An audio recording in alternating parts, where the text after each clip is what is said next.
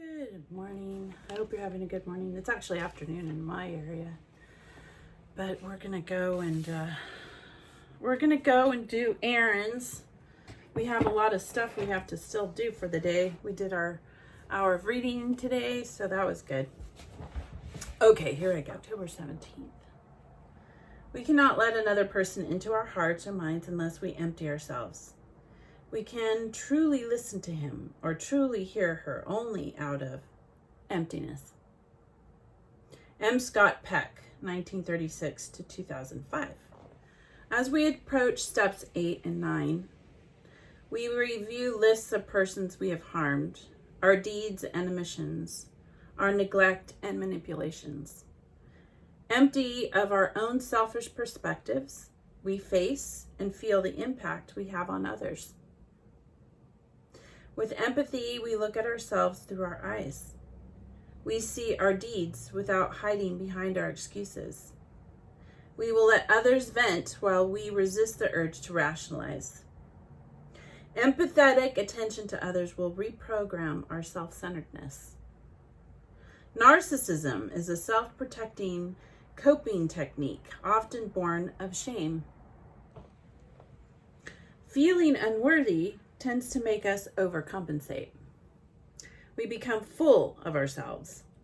And this is why we need to deflate to a right-sized self-image.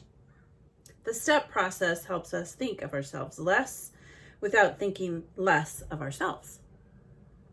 Empathy muscles get more exercise in step 12 as we work with others. Obviously, selfishness can't be resolved by being self-absorbed. Rather, we act our way into better thinking. What helps people is the sense that they are finally being heard rather than being told. Sharing may break through resistance in ways that lecturing just can't. To apply this M. Scott Peck idea, we don't need to fill them up. We empty ourselves of our need to be heard or recognized and let them purge. If we invite newcomers to talk about themselves, they feel more comfortable.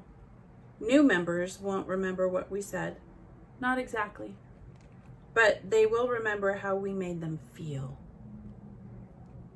With kids, parents, siblings, friends, partners, or coworkers, I am more, not less, when I empty myself.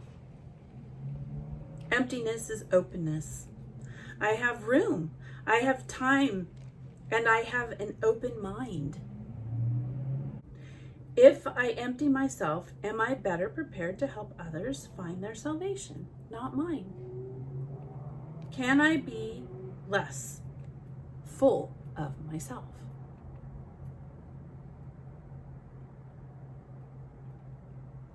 I never realized that narcissism was a self-protecting coping technique, in that it was actually born from shame. I would have thought that it was the opposite, that their structure, or that a narcissist was full of positivity, and that's why he became such irritation, that he thought that he was constantly encouraged. I didn't realize it was about shame. And that's something that that's kind of always been difficult for me to understand, really, because you would think that they wouldn't act so full of themselves if they were shameful. So yeah, that was always new. That's always been hard for me to grasp. I like how it's important for us not to be self-absorbed, but I really do like it when people share. And I know that I go to my Al-Anon meetings and I really just like to listen. I don't really like to share. I really don't.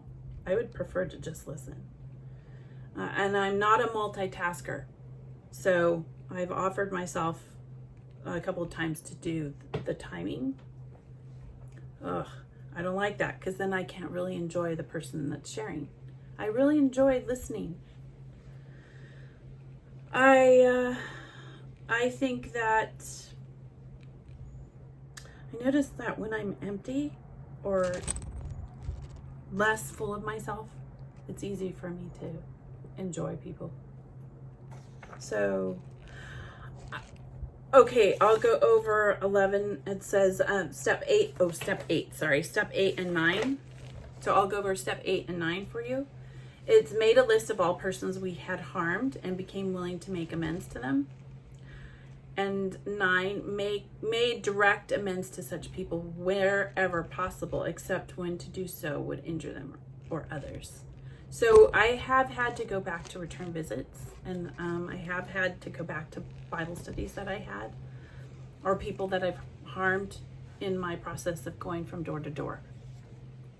Now, I think I saw the critical thinker, and then it was, I know the gentleman and his wife. He went into a church, and he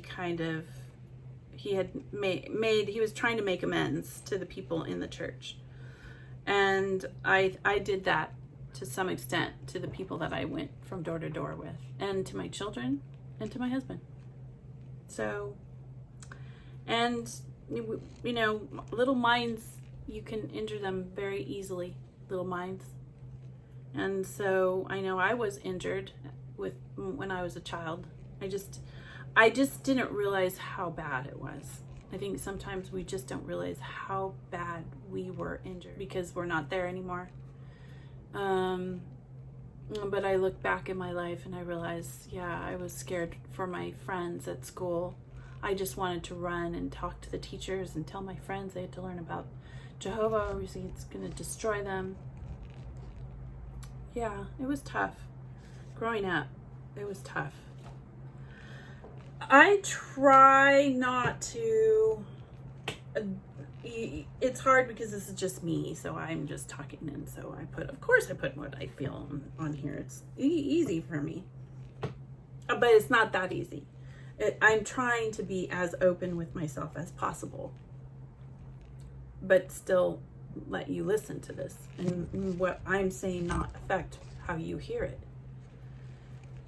So I don't know if that's possible, but I think that this is wonderful in that you can try and understand it. And when we have people to help us get through different things, we don't necessarily have, I don't have a group here of ex-JWs that we're all in a different path. We're all in our own journeys. And I don't necessarily tell people I do this. If you find me, great. But if you didn't, that's great too. And if you're around me, I don't necessarily say anything. I won't tell you I'm doing this. I won't tell anybody. I'll just let them figure it out, or they'll find out on their own. But yeah, it's interesting. I've only told a few people that I do this from time to time. I've told people on the outside that have nothing to do with Jehovah's Witnesses. I'll tell them because it's hard for them to understand what we've been through. So yeah, I don't know if that made any sense, but I like this. Well, we're off. We're gonna go do some more errands. Today is a weekday, so we usually, since I am their instructor, my children's instructor, we try and get our work done early. We've had a lot of interruptions throughout the year at the beginning of September, but that's okay. We work it out and we plow through all of our have-tos during the week. And then we got sick. These last couple weeks we've been sick, so back on track.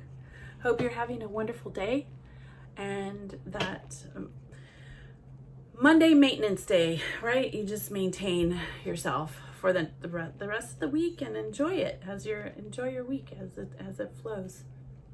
Thank you for spending time with me. I hope I made some sense. Follow your bliss,